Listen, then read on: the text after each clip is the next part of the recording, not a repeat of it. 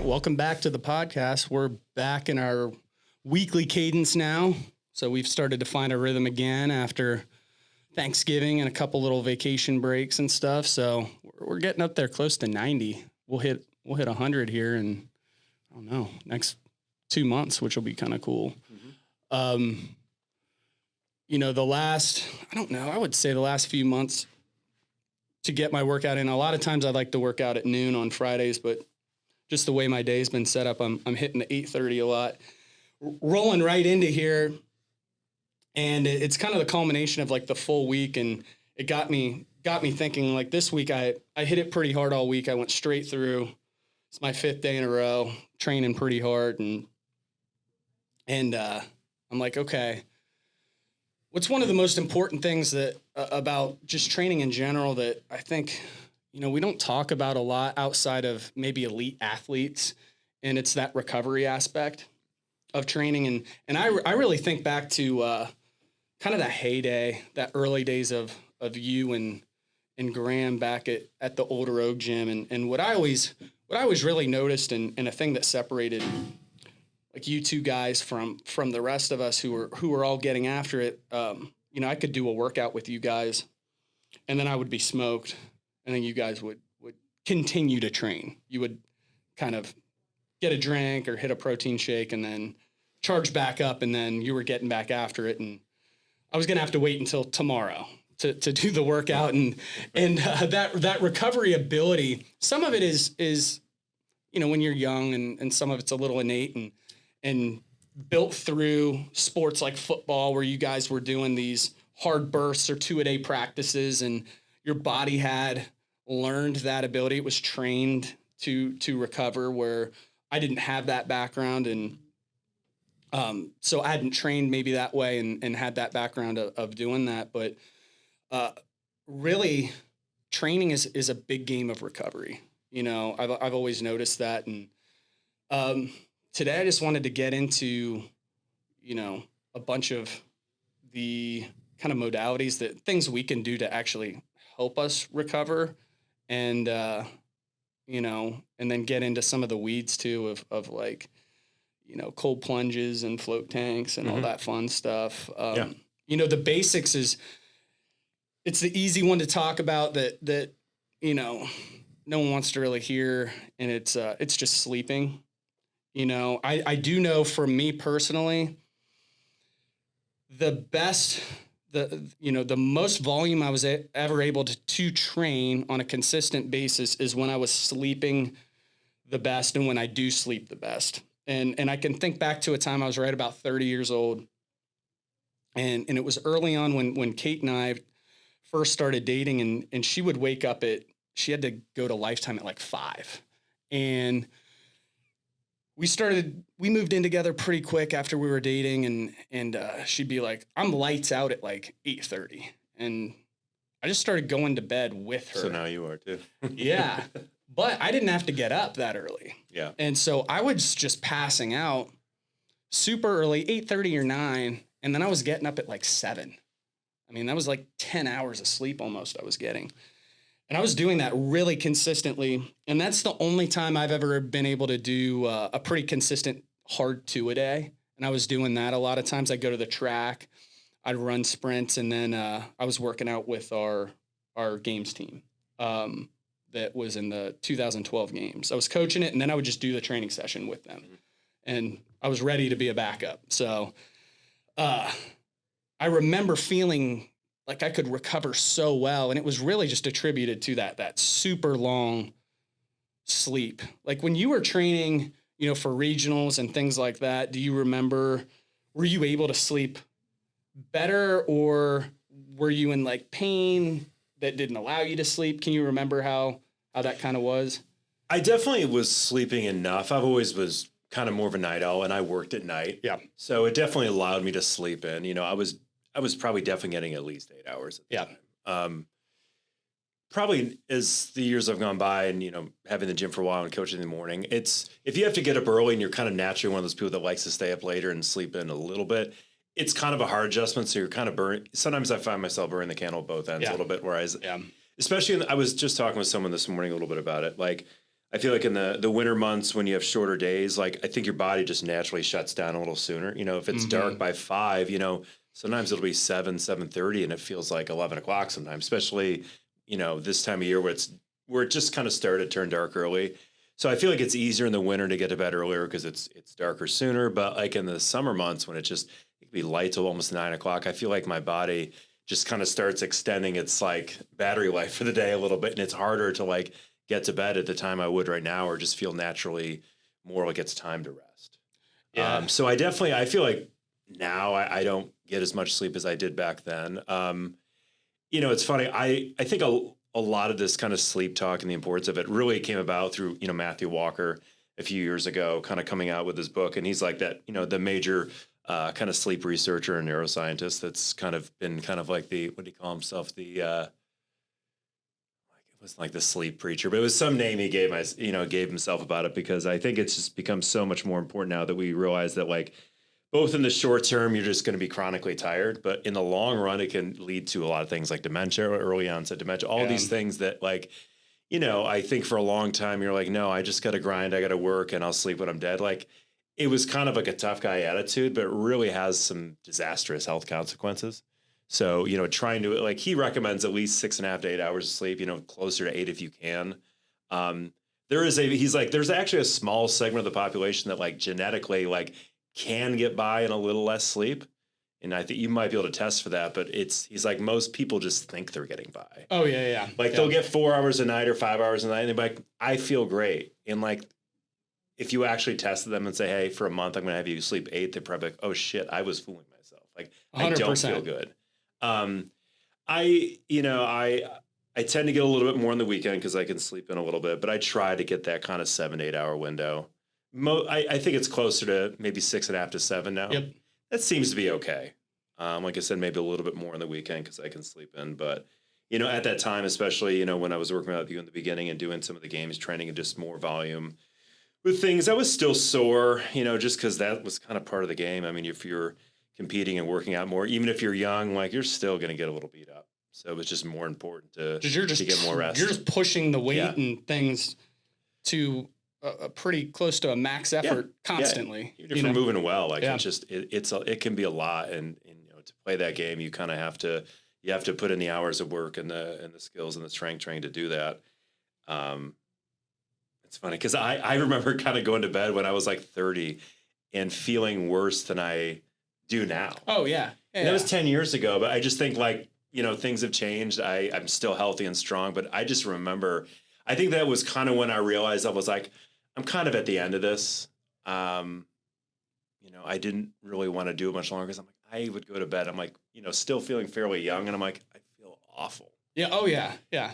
And those training sessions you'd have to put yourself through would be nasty, or, you know, you'd be sitting there and your neck would be super sore from a bunch of handstand push-ups or something. You just know? stuff like that. It wasn't like, muscle sore. It's like when you're starting to feel like sore in your joints. Yep, It's like, I remember when, like Graham was saying something like, you're just getting up in the morning, in the middle of the night to go to the bathroom. Like my ankles hurt so bad I can't walk. Like, you know, it's just, when both of us played football for a while and got probably beat up, you know, through that pretty well. So I remember him talking about wanting to get a hot tub, so he could get out of bed and get right into that in the morning to like melt off, like, you know, get his joints moving and just get into something warm and like the jets hitting it. So he could like get everything kind of like moving and like I could resonate. I knew what he meant by that, even though I wasn't training that hard. I'd felt like that before. Sometimes like a hot shower in the morning accomplishes the same thing. If I have time, like you don't even have to, like, I'm not even there to get clean. I'm just like,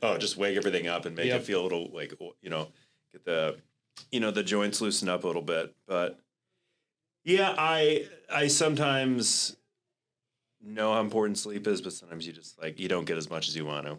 But it starts to, you know, if you have a couple days, you know, I mean, kids, you probably noticed too, where you just, you know, you're interrupted, you don't get that much sleep, like you really start to drag a lot. And I have to make some changes about that. I had a really rough spell earlier in 2023. Our daughter had a huge sleep regression, and it was like months. She was waking up multiple times a night, screaming. She wouldn't sleep in her room, and we had a whole deal with that. And I mean, I was trying to work out. And I mean, I worked out through it and was doing it, but I was like getting tweaked up. Like workouts didn't feel like they were like a beneficial thing to my body. Like every time I did a training session, I felt like I was paying for it, but I was not sleeping, well at all. And that was the X factor in it. It was just like I was getting hurt and tweaked up because my sleep was lacking. And when my sleep is good, everything really tends to fall into place. So, if you're listening to this, it's not the, it's not the like sexiest advice, but it's like, it's the one everyone knows. And it's like, it's like the last thing you want to do sometimes. It's like boring, but it's like necessary. Yeah. That why it's that Matthew Walker, if you're interested in like the kind of the science of sleep and, more modern, research about it, I think it's called Why We Sleep. It's a really good book. Okay. I've kind of heard parts of it, and I've heard him talk for many hours about it, and a lot of the same information's in the book, but it's pretty cool. Yeah, I'll check that out. I'm kind of fascinated by it. I had really bad sleep issues in college. I was staying up late on the weekends, and I could never find my rhythm. And I mean, it wasn't rocket science. It's like you stay up all night, 2 nights a week, and then like, oh, now I want to go to bed at 8. Your body's messed up, so. I think it's hard now too with a lot of things. I think it's so many people have a hard time falling asleep and staying asleep because there's just so much in our minds right now. We're so stressed out, and there's just so much information we're bombarded with each day. It's really hard to like slow down your mind and just chill out, So sometimes like I there's times where I go to bed. It's like, it's a little like, sometimes you're naturally tired, you pass right out if you read a book or something like that. And other times it just feels like you're really working to be like, relax. Oh, yeah. So I just read something. It was before we had electric lights, people averaged 8 to 10 hours of sleep. So, I mean, if you've got candles and, some old farmhouse and it's dark, now at, 7, there's not a lot to do anymore. I mean, unless you want to sit by a candle reading a book. Yeah, these are definitely modern problems we're having. Yeah, because of blue light and devices and TV. Yeah, yep. And then the sun's gonna, wake you up because you went to bed at 8:30. It wasn't as tricky now that you have Netflix and all these things. You get sucked into a show, and the other basic one is nutrition. And without diving down, this massive nutrition rabbit hole, eating around your workouts, I think is really important. I'm saying this as I just walk straight into my workout. I like to try and eat a lunch or a shake and a piece of fruit or something after my workout. And I try and eat, within an hour and a half or 2 hours to make sure I have some gas to push me through a workout. And I know a big philosophy with Kate and what they do is to stack a lot of your carbs around your training session. And what a lot of us like to do is backload those at night. You get bored and you want to eat at night. And it's kind of counterintuitive, but if you stack them around your workout, it's going to work to replenish those, glycogen stores and help you recover from the training session. But if you eat them all at night, you're going to kind of store it as fat. And that's a real basic tip. But eating and fueling around that training session more, and that's the spot where you don't necessarily feel like eating. Yeah. When you said this, it just reminded me, I left all my snacks at home, like literally a half hour ago. So now I'm pissed. But I did, I had a breakfast this morning. I had some eggs, little bacon, English muffin. But, to your point, I've got about a half hour afterwards, a little bit to sneak in some stuff before class. And, I was going to bring a banana, have that before workout. It's really light, but, fast carbs. And then I had some cottage cheese and berries that I have afterwards. Yeah. And that works for me. That's really good right now, just kind of for a snack or, before and after a workout. I don't really like, especially after workout, if I'm going to have a little snack or a meal, I don't really like savory things. So like cottage cheese and berries or some fruit or something like that, maybe a protein shake is a little bit easier for me. I don't like eating meals after a workout, especially the harder it is, or the harder the training session. I'm like, sometimes I don't know. It depends on, but most of the time I'm like not ready for a meal for like at least an hour, but I know what you mean. I will have something that's a little bit easier to digest and something like a little bit sweeter and a little more neutral. I don't like savory meats or things like that. It just doesn't feel good. Yeah. If you're running sprints or something and then you've got a big rotisserie chicken. I was going to say rotisserie chicken. Maybe Dan and I can get away with it back in the day. I don't know. I can't right now. But it was probably a good hour after you guys worked out, when you would do stuff like that. Yeah. So, nutrition, hitting that nutrition and sleep, that's going to be most of it. If you can get those pieces and parts in, like, you're going to feel good generally doing this training. And that's where, people get a little banged up if they're doing CrossFit consistently, but you got to look at the stuff you're doing around it. If you can dial in that stuff, you can do CrossFit pretty often. It doesn't have to be, a testing day every day. You can do a fitness version of the workout, and not think like that is a make or break. Not every day has to be a make or break workout. So, sleep, nutrition, and then watching like the intensity doesn't have to be super high every day. And I try to actually plug in workouts that aren't just white hot intense every day.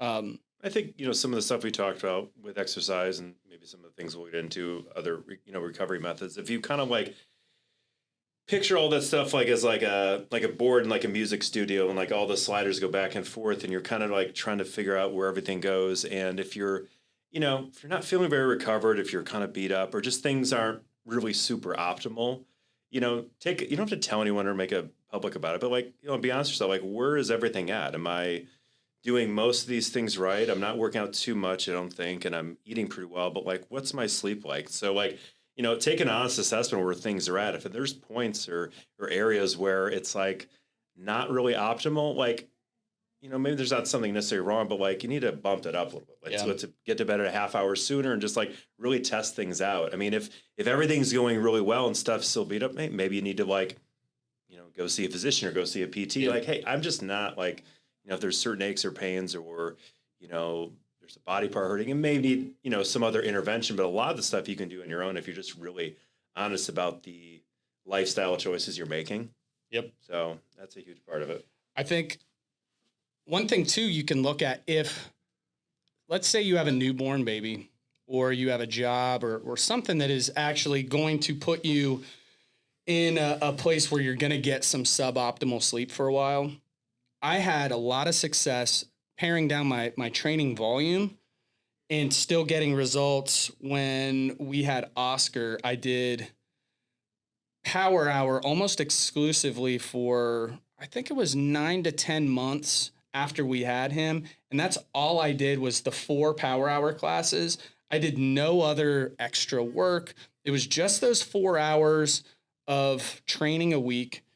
Some days I wouldn't even push the weight super hard, but I did that very consistently for 10 months. I remember at the end of it, and I wasn't sleeping well a lot of the time. We're waking up with the baby and stuff at night. While my overall fitness wasn't as good as it had been in the past, my strength level was every bit as good as it had ever been. Like, I was super strong. I felt really good. And I was recovering enough because I was putting typically a day. I was working out every other day. So I'd have a whole day to recover between the next one. And so that 5 hours of sleep was enough, after 2 days, between workouts. And I was, waiting a good 72 hours before I was even hitting the same body part again. Yeah. I go Monday, Friday for legs, Wednesday, Saturday for upper body. I had a lot of recovery between those workouts. And that worked. So that could be a good approach if you find yourself in that spot where it's like, hey, this is just not going to happen. It's not realistic for me for this period of time. Maybe a split like that could work for you as well. Yeah, because when you're talking about that, it's like, it's not, like you said, that's, if you kind of take those days between workouts or have like, hey, I did legs Monday and then Friday, like that's a nice recovery. And that may just, it's really about the sets per week type of thing. Like, it may seem like, oh, I'm not doing enough, but hey, you did, 20 sets on your legs this week, but you had, a few days in between. That was a lot of recovery, which is really good. But your total volume for the week and over the month was still great. Yeah. But that, like I said, that split, especially if you're doing more lifting, any bodybuilder, like anyone in powerlifting will tell you, like, it's really, giving those, especially if you really push those lifts and those muscle groups, like you got to give them a few days off. Yeah. So more isn't always better, especially, back-to-back days, stuff like that. Yep. So the extras is what everyone wants to hear about when we're talking recovery, and we'll get into a few of those. So, right off the bat is just basic body work, and you can do quite a bit, to your point, like we're talking about on your own, with foam rollers, lacrosse balls, voodoo floss. On our Tulum trip, we actually did 2 1-hour, I would call them like mini workshops. And we did like this lacrosse ball and voodoo floss head to toe. It was something that we did at a Hyperfit, like one of those training camps. Mm-hmm. Doug had us all do that, 10 years ago. And I ran the whole crew through that. So we did voodoo floss starting at our ankles. We basically hit every joint and worked out all the soreness head to toe. We had partners help us with our shoulders and arms. It was great. So we had done a pretty hard training session that day, and then we did all of that in the afternoon, and it helped kind of flush some soreness out. And then you can also do like a lot of foam rolling on things like your IT band, your calves, your lats. Yeah. That's stuff that you can do on your own. You don't need to pay for. It just takes time. I always feel better when I do it. I get away from it for months at a time. You can get addicted to it, I think, too, and do it maybe too much. Yeah. It's kind of like, it is, you get away from it. It's not sexy. It's kind of boring. But I should tell people, if you can do 10 minutes a day or something like that, like, just a little bit helps every day. If you're at night, watching a show or something on TV, like, just get off the couch and sit on the floor. Just do some stretches on the floor. Just hit a few positions. You can kind of multitask and make it a little bit more entertaining than just having to feel like you're going to a gym class. Yep. And they've gotten pretty good over the years with having certain online programs or apps. I mean, there's no shortage of fitness people online that you can purchase packages or, have access to video libraries that have whatever movement practice you want. And sometimes that's really nice, because I have one right now that I do a couple times a week. And yeah, I can choose like a video that's 15 minutes long, some are 75, and I just kind of whatever I feel like I can do that day. But it definitely creates a little bit of a structure around that thing that is, like I said, it's not sexy, it's kind of boring, and you don't want to do it. Yep. But if you can just have something to follow, one of the first ones back in the day that was popular in CrossFit, Ron Wad. Yep. It's basic stretches that we all do, but you're like, I'm going to do it because this person on the screen is telling me to do it. And if you got to pay $10 a month to do that, then it's worth it. Yeah. If you're not going to do it without that, some kind of guidance or a template to follow, I really think it's worth it. Take into consideration how much you want to spend on stuff like that. But I think, as long as there's some kind of like what I call just like a soft movement practice, like a gentle one, whether it's yoga, Tai Chi, stretching, whatever you want to do, something that works your body more in a recovery way that's not really amping up your cortisol and stress and really beating up your body, but it's more making it move better and allowing it to recover. Yeah, I do yoga Thursdays, and that helps. Right. That helps me a lot. In a hot, like it's a 45-minute class in a hot room, and I feel really good after it. So I've done that for the last probably 3 or 4 months. I'll get in and out of that practice, but the Moto yoga class at, I think it's like 7 or 7:30, has been great for me. So shout out to those guys. They do a good job with that. And I like a 45-minute yoga class. Those 90-minute ones, I don't have the patience for it. Mm-hmm. Just it goes on for a long time. And that one, that fits me well. Yeah, the thing I follow, I just kind of, we both probably follow a bunch of fitness stuff on Instagram and online. And just someone I saw like last year that I just ended up following, and I purchased one of his programs. He's basically certified in Kin Stretch, which is just basically a trademark name for kind of a mobility routine. So it's KIN Stretch, so Kin Stretch. And it's just a lot of, you'll do some passive holds. There's a lot of like range of motion on certain joints, but you're just learning how to besides just passive stretching, learning how to control joints and body parts in like really extended range of motions. And a lot of times whether you're doing a circuit class or holds, like you're kind of moving around a lot and just really learning to articulate and control joints and stretch things out. And it's challenging and it's different. I really like it. So if anyone, listening to this or in CrossFit is interested, you can find a lot of free content online or on YouTube. You could probably take some classes, but like I said, I kind of follow a subscription thing, and there's a range of different classes and body parts you can do, but I've found some pretty good luck with that. And it's something that I liked and enjoyed and just thought was interesting. So I've kept it up pretty well, to be honest. Awesome. Yeah, a couple of times a week. And I just did one last night. I was, to this point, I was actually thinking about, I brought our bike and our rower inside the basement because we had it out in the garage in the warmer months and over the summer. And I was like, maybe I'll do some rowing intervals and some stretching downstairs. And I was like, you know what? I don't really think I need that right now. I didn't feel like doing that. It was later in the day. And sometimes I just kind of have to like, what do I need right now? What's my body calling for? And I was like, I'm just going to do this a 45-minute class, and it worked out well. That's awesome. Yep. Then there's like more of the passive stuff like massage, dry needling, that type of body work. Those are great. They can be cost prohibitive for some people if you're doing it on a weekly basis. I really like the dry needling that we do here at Affiliate. I try and get in there and do that a couple times a month on some problem areas. There's certain areas you just cannot roll out or wax ball out. They just do not release. So yeah. That dry needling really helps certain areas that you just can't really access. And they put a stem on it and things like that.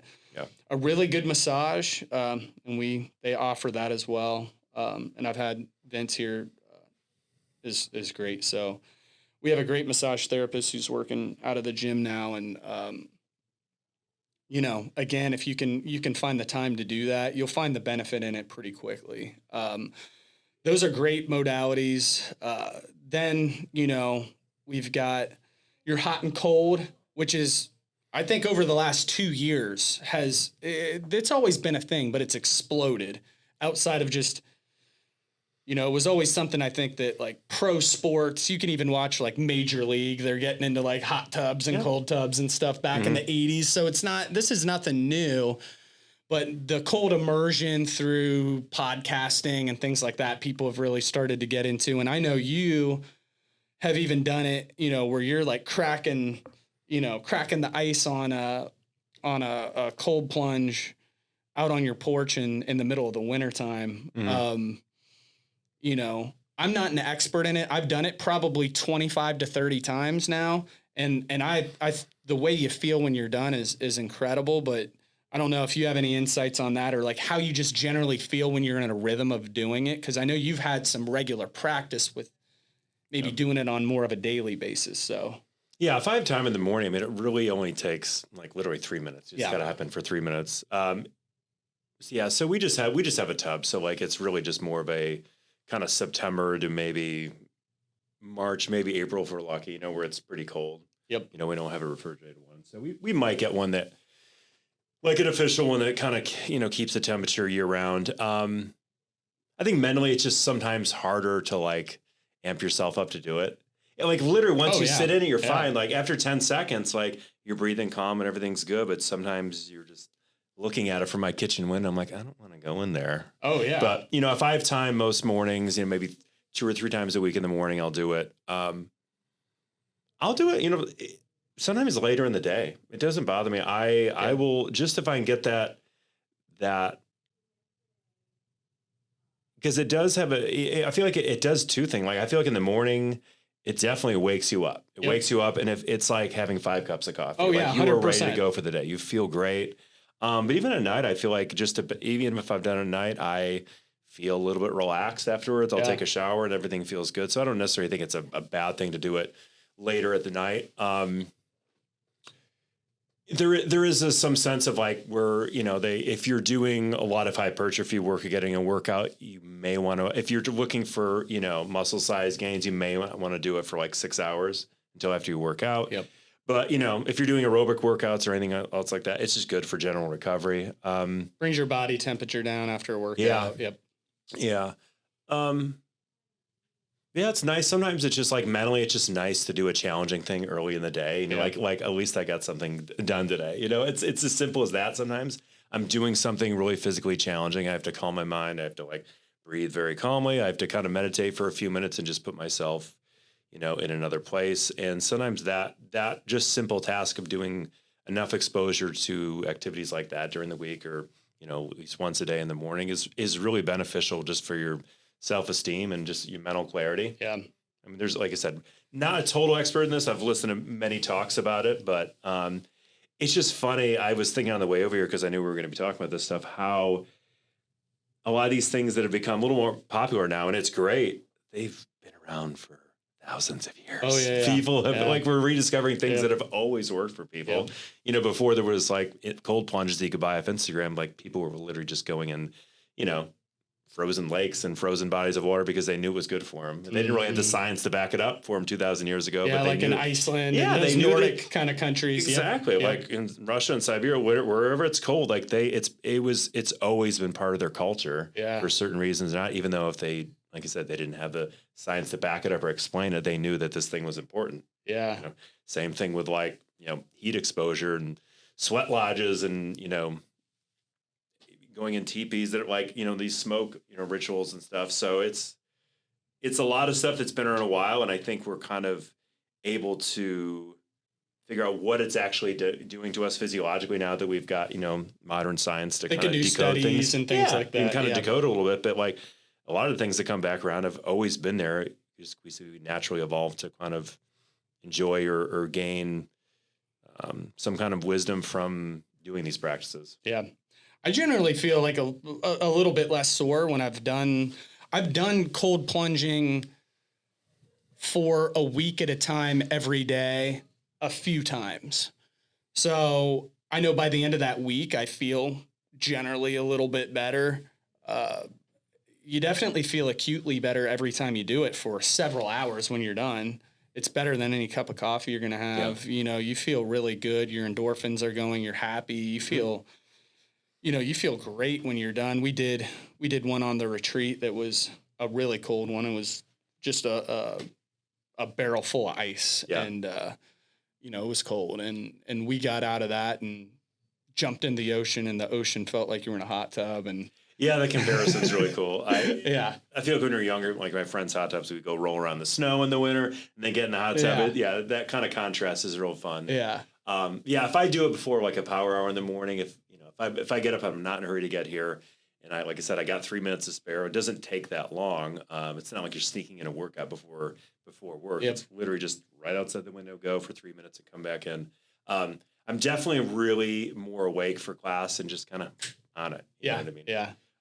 Without really having to like slam 3 cups of coffee or anything like that. So when I can, I try to do it in the morning, definitely on the weekends. And if I need to do it at night, it's an option. So what about, have you done saunas? I don't have as much, like, it's not available as much. Yep. So, could that change? Yeah. Yeah. So I was going to talk about that briefly. So, next week we are getting saunas in our changing room. So we're going to have, infrared saunas in the changing room. They're 3-person ones, probably be a little more comfy with 2 people in them. I know when they say 2-person, like you better be pretty comfortable with the person next to you if it says 2-person. So I got 3-person ones, so we should be able to get 2 people in them. Saunas are great, and whenever I walk out of one, I feel way better, like really relaxed. I think, you know, I feel like I can take a nap when I'm done with one of those. Yeah. So I don't know exactly all the science behind them, but I feel good, and I definitely feel like it's a great relaxing recovery tool, and it'll feel really good in the wintertime. So we'll make a little announcement when we get those up. It'll probably happen right around when this podcast drops, maybe a little bit after, but if you're listening, be on the lookout for those, and I think that'll be a nice little addition to have in here in the wintertime. It's just going to be an amenity too. We're not going to upcharge anybody for it or make some sort of a membership that you have to have. So We'll see how it goes. I know it'll be busy initially. We may have to come up with some sort of sign-up system so there's not just a line of people waiting outside of it to get in it. And it's one of those things too, where the cold plunge. We just have one of those Rubbermaid tubs home. That was like $100, so you can get that done pretty cheap. You can't do it year round. I mean, even saunas now aren't too costly. Especially if you. And they don't really need to be vented. So, I mean, you could literally put one in your home or in your basement, as long as it fits, the dimensions are okay. And like I said, it doesn't need to be vented, and they're pretty low maintenance. And, some of the ones, I think you got the ones from Costco, they ship them, and the sides just kind of fold up. So, and I know they even I've seen ones where it's literally just a table, and it's almost like a body bag that you go in. It's like a really just small individual sauna. It may not feel like the kind of classic, the barrel one look is cool. But if you're just really after the health benefits, there's lots of ways you can get this done today, which is interesting. Yeah. It takes a longer time too. I mean, I think people, if it kind of has the same overall benefits, cold exposure, doing a cold plunge takes 3 minutes versus sitting, for 30 minutes in a sauna. Like it is a little faster and easier, but it takes some time. Yeah. But it's different. It's different. I think it has different benefits to it. It's funny because we were actually thinking about getting one. I think this came up in discussion a couple of years ago. We were going to get one possibly at our house, and then we lost interest in it. But I don't know. It may come up again. We'll see. Yeah. See if you like this one. So you can test drive it. Our little house in Clintonville. I don't know where we're going to put this. I don't even know if we could put one in the yard. Like that's what I was going to say. Get the barrel and put it in your yard. Those barrel ones are awesome. They look cool. Those are so sweet. Throw that in the backyard. Have literally like a 10 by 10 backyard. That will fit the barrel sauna. That's all it'll be. We have this little garden there, this little 5 by 10 raised bed garden I put a couple years ago. I'm like, can we just ditch that and put a sauna there? There you go. Maybe when she comes home in March, it'll just be there. It'll just be there. Absolutely. And the last thing I have on here before we wrap is just meditation. So, and one of the reasons I want to mention this is, for me,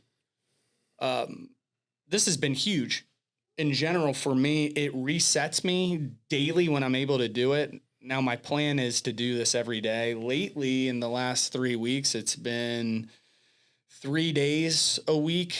And I have been where I've been 2 months on doing it every day. But I like to do, oftentimes, like I just find them on YouTube, like guided ones. Yeah. But I'll do it in the middle of the day, and it's kind of like the way my day's set up. I'll work here in the morning. I'll kind of crank through things, and then I'll pick my kids up from school, and then I'll do a 15-minute meditation, 15 to 20-minute one. I'll put the headphones on. The first 5 minutes, my brain's just going 100 miles an hour, and then the last 5 minutes, I don't even know what happened. I'm like, just come out of it and I don't know what happened, but the channel's literally changed on, all the work stuff. And then I almost transition. It's like Clark Kent going to Superman from work, Brandon to dad. It's kind of cool. So that, I don't know. It feels like it helps me recover too. It's almost like a midday nap, but it's very condensed into this, because I'm like coming out of it like I woke up out of an hour nap, and I was maybe kind of in this liminal state for 5 to 7 minutes. Yeah.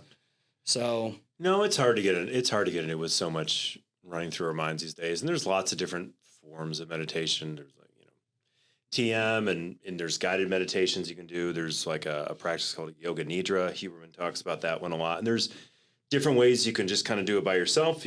Sam Harris's Waking Up app is really good. I've tried that before.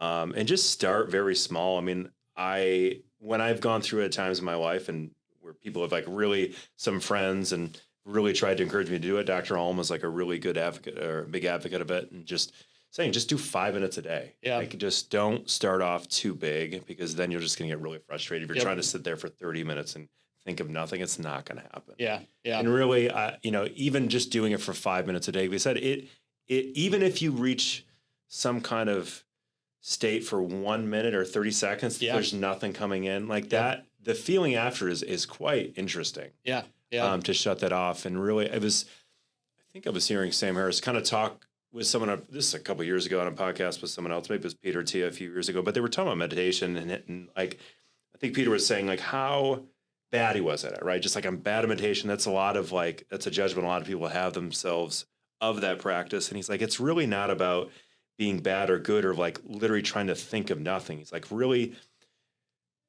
everyone's, even the best practitioners of the world are going to have thoughts that generally start popping into our head. Mm-hmm. But really the practice of meditation is the clearing out of the thoughts. It's not about how long you can think of nothing, but it's like, if something comes in your mind, how effectively and how quickly can you push it away? And that's really where the work is. It's like clearing it once it does come in. Yeah. It's like you don't just give up once you're like, 10 seconds in, I thought of something, I suck.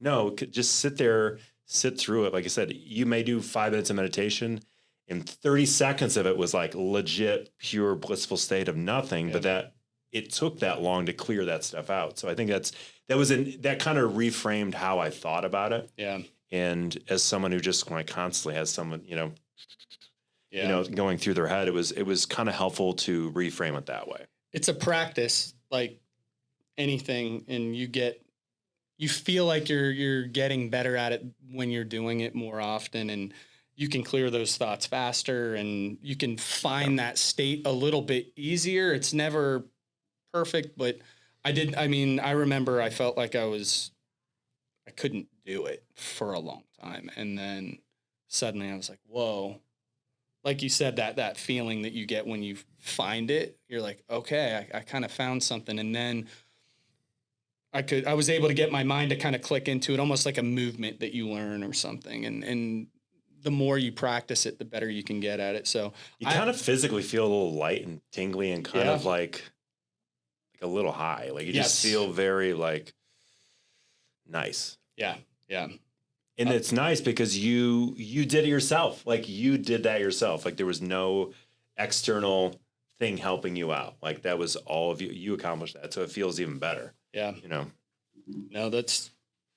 I really think it's something that everyone should give a shot. I'm not trying to push anything like, hey, you have to do this to have a good life, but it's something that I think can add,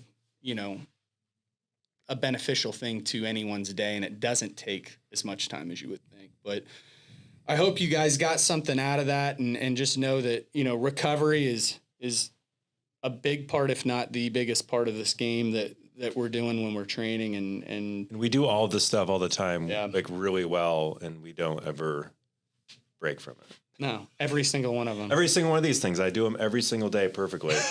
Nothing is ever off track. I feel like 100% all the time. All right, guys, we'll catch you next week. See ya.